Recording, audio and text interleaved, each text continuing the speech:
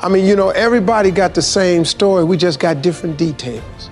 But like I always say, life is 10% what happens to you, is 90% what you do about it. The first step is getting completely and brutally honest enough to say, I am tired of myself. When you say I'm sick and tired of being sick and tired, that's the facilitator of change. That's when you're ready to say these words, no more excuses. No more excuses. I went to Kent State, I dropped out. I didn't drop out, I flunked out. Now that threw my life into a spiral, but because I didn't have a college degree, I could not let that stop me. And like you're doing, where you're saying, all my friends at this age are settling in your careers, you don't even know if they're happy or not. Stop comparing yourself to others. So the first thing you do is stop focusing on other people. Instead, focus on being the best version of you that you can.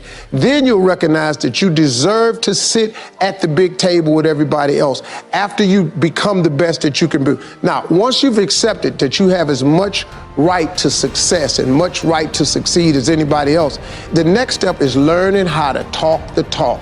You have to get fluid in the language of success so you speak it with ease. Surround yourself with people who've accomplished their dreams and immerse yourself in the culture of achievement. There is no shame in wanting something. This whole world is based on wanting something. Don't sit up and listen to some group, wanting something is a sin. No, it's not. You gotta want something. The scripture says a man without a dream or vision shall perish. So the day you quit wanting something, you might as well push your chips up to the window. It's a wrap. So lose the shame and you'll have access to more power. And so here's the key that I want to tell you about. Success is all about building relationships. It's not what you know, it's who you know. Some people might not step up when you ask them for help. They might not. But guess what? The worst thing can happen to you. If somebody refuses you, you didn't have it anyway. Well, what are you worrying about that for? Well, they might say no, or they might turn me down. Ask people. You never know. Suppose they say yes. That could be the turning factor. But, there are some principles that will increase your chances of getting a success. Know your worth. Don't let nobody else determine it. And don't assume anything.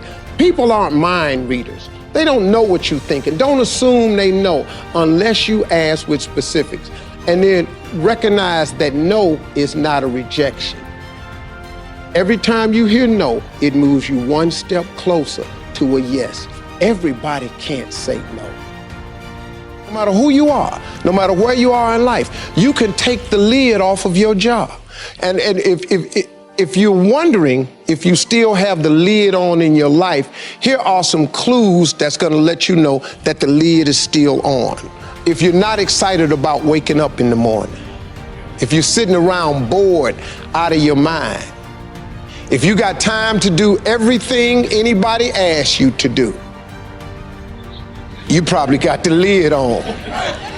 If when you tell your dreams to all your friends, it makes sense to them, you got your lid on, man. Your dreams should not make sense to everybody. You got to say something that make people go, how you gonna do that? That's when you got the lid off. And if I were you, I'd do that. I'd take the lid off. Never be afraid to reinvent yourself. My career, my entire career is a study in reinvention. I started out as a comedian, that was it. I never planned on hosting a radio show, hosting a game show, or hosting a daytime talk show. I never did. Writing books, none of it. Making movies, none of it. Reinvention happens when you diversify your gift. There lies your greatest secret for success. You've got to discover your gift, and when you discover it, you got to soak it. You got to wring it out, man. You got to diversify it. Most of us only have one talent. But do you know that that's all you need? One of the other tricks for reinventing yourself is not letting your background become a limitation.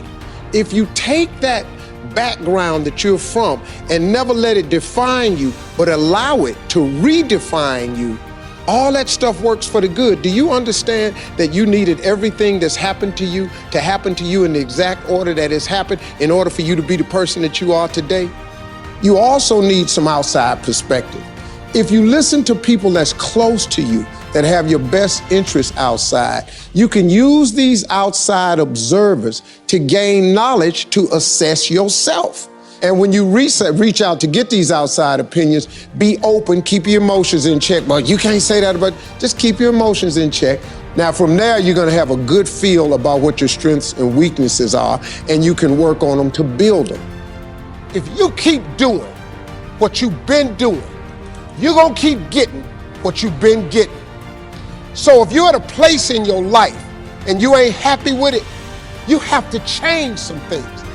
But you have to make a conscientious decision that you're going to change. And it's not dependent on anybody else. This decision is yours and yours alone. Like I've said before, we each have a gift. But too many people miss out because they refuse to sign the lease on their gift. You keep looking for it outside of you. Stop. Sit with yourself. What is it that you do the absolute best with the least amount of effort? That's your gift. But if you are constantly looking outside of yourself and you don't latch on to your gift, you will never find your purpose. If you want to succeed, you must commit to your own gift and embrace it. And just remember that success is about building a world that looks the way you want it to, nobody else.